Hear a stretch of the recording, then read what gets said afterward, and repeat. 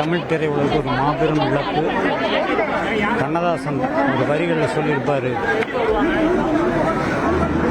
வாழ்க்கை என்பது ஒரு வியாபாரம், அதில் ஜனனம் என்பது வரவாகும், மரணம் என்பது செலவாகும். ஆனால் வரவு செலவு கணக்கில் சொன்னார். ஆனால் அந்த இடைப்பட்ட காலத்தில் நடக்கும் வாழ்க்கை, அந்த வாழ்க்கையில் யார் சாதனை படைக்கிறார்களோ அவர்கள்தான் சிறந்த மனிதர்கள். தமிழ் திரை உலகில் மாபெரும் சாதனை படைத்தவர்.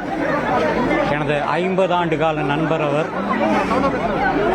சுவரில்லா சித்திரங்கள் என்ற படத்தின் மூலம் நான் உதவி இயக்குநராக அவரிடம் சேர்ந்தேன். என்னுடைய குருவாக மாறினார். நண்பராக இருந்தவர் குருவாக மாறினார். நான் பிறகு தொடர்ந்து இதே பக்கத்து தெருவில் தான் நான் குடியிருந்தேன். தினசரி சந்திப்பேன். இன்று காலையில் இந்த செய்தி கேட்டோன்னே உண்மையிலேயே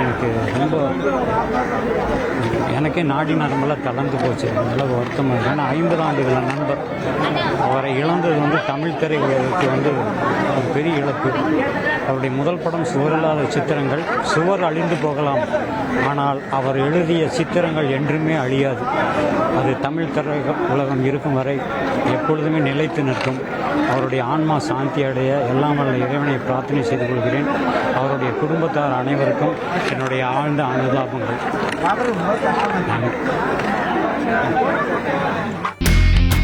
இனி செல்லும் இடமெல்லாம் செய்தி.